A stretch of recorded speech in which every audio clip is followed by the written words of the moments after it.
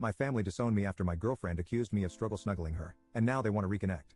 My ex-girlfriend cheated on me, and after I found out and confronted her about it, she got scared and told nearly everybody we knew that I had struggle snuggled her to cover up her cheating. I was placed in custody during the investigation, however, I was released as there was no evidence.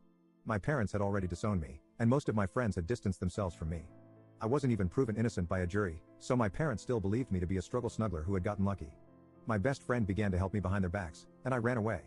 I had nothing to lose, as nobody liked or even approached me, and my college barred me from attending lessons, only emailing me the work and bringing me in for exams.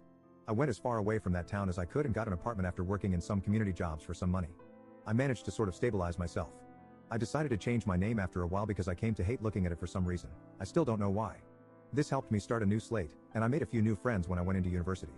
Again, I don't know why I did this. I'm still in truckloads of debt and was incredibly poor looking back.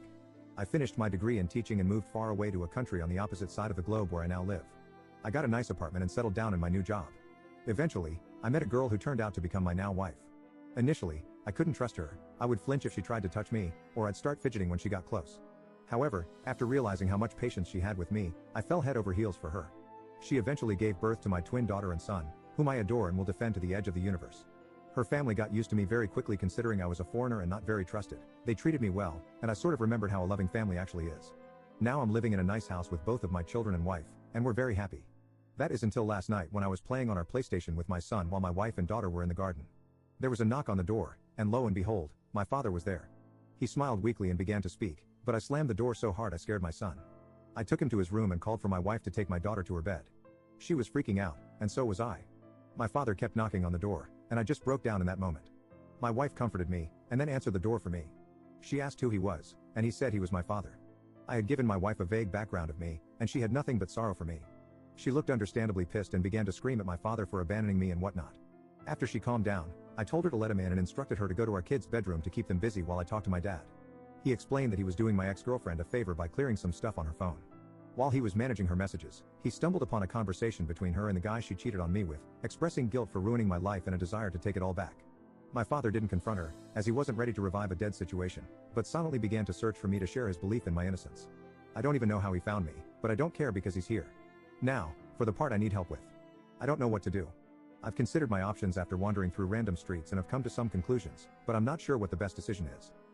I could turn him away, telling him to go back to our country, leaving me alone, or I could reconcile with him and meet my mother again for the first time in forever. Update 1. I visited my father in his hotel and informed him that I wouldn't reconcile with him or anything like that. He had tears in his eyes but was understanding. He mentioned that he had told my mother about her and cut my ex-girlfriend off from the family entirely. I asked him why there was still contact, as many of you questioned, and he explained that she apparently felt too guilty to really let us go. I'm not too inclined to believe it, as were many of you, but it's closure enough for me. Apparently, my mother didn't take the news too well and tried to get my phone number, but my father didn't let in. Not sure what I could really trust, given that I feel most of it is just a ploy to get me back into their lives, but after they threw me out onto the streets like a rabid dog, it just makes me sick. My son did end up asking who was at the door, but I told him that it was a colleague. I plan to tell both of them what happened to me in my past when they're older or going through tough times to let them know that I understand. We're all fine. It shook me up a bit, but I hope I have my father's word on him keeping my new life a secret. Update 2. I recently had an incident with my family involving them breaking a promise. It angered me incredibly, and after a lot of thought, I decided I would face them directly. I flew back to my home country and met with everybody involved, my mom, dad, brother, and even the girl who accused me. I was nervous, of course, but I was shocked when I realized I didn't really see them as family. I recognized them, of course, but I didn't see them the way I see my wife, kids, and in-laws. My mother started by breaking into tears and trying to apologize. I just felt disgusted by it. My father comforted my mother, and my brother was the one who kept his composure and initiated the conversation.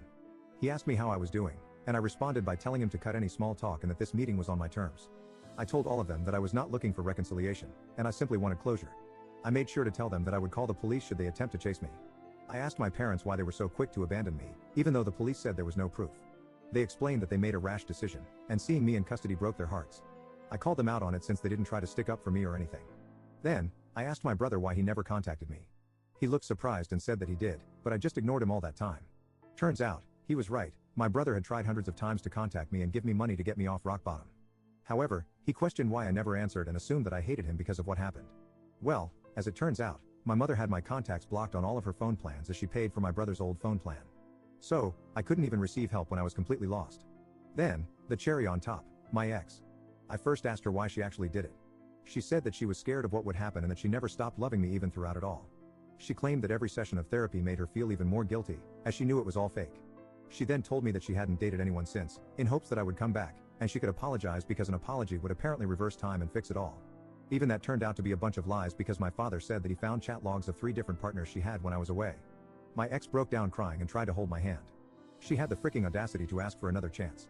This just made me spiteful, and I pulled out my phone and began showing all of them hundreds of pictures of my 2 children's milestones and the good times my family had together, our visits to cities, their first day of school, both of them and my wife in my arms.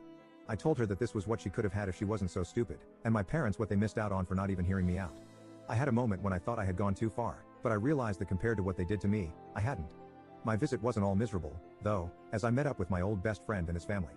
They were happy to see me, and I was still grateful for them taking me in when it felt like the whole world was against me. I plan to return to the country one day to show my kids where half of their culture comes from. I won't let them anywhere near my family, though.